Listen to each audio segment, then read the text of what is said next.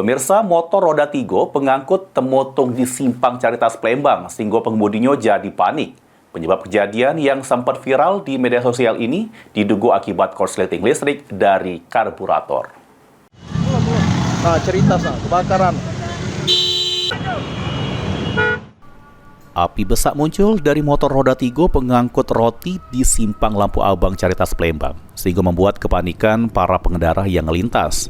Beruntung api tidak sampai ngangus ke motor, cuma di bagian depan bayi yang motung karena pengendara motor langsung nyari bantuan untuk midam ke api. Namun bagian motor pecah tangki, setang joknya temotung oleh api.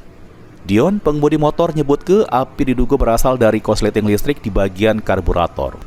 Pemula dirinya nak ngantar roti dari kebun bunga ke Jakabaring. Pas di Simpang Caritas, motornya tiba-tiba mati mesin. Pengemudi kemudian berupaya ngidup ke motornya, namun malah api yang muncul dari karburator. Pengemudi yang sempat panik langsung meminta bantuan ke pengendara yang melintas untuk memidam ke api. Dari karbu, dengan jengkol lah itu, mati cek dari busi, dah masih dah hidup. Tak tahu yang dari karbunya cepat betul api. Terus betul api lagi tadi, yo. Dan kejadian ini bakaran sama ini. Ya pertama kecil dulu. Nah, pasnya itu aja mesak tadi yo. Panik lah. Panik tadi yo. Cepet-cepet lah kantor polisi nanti tabung ini. Terus tadi tabung ini ya kasih paksa lah ke WC sampai pakai apa tuh?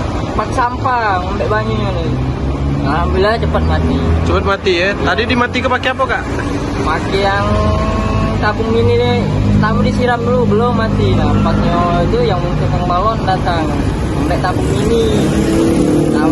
Tabung ini alhamdulillah mati. Sesudah api pidam, pengemudi langsung minggir ke motornya ke pinggir jalan sambil menunggu bantuan karena motornya yang habis temotung tidak bisa dihidupkan lagi.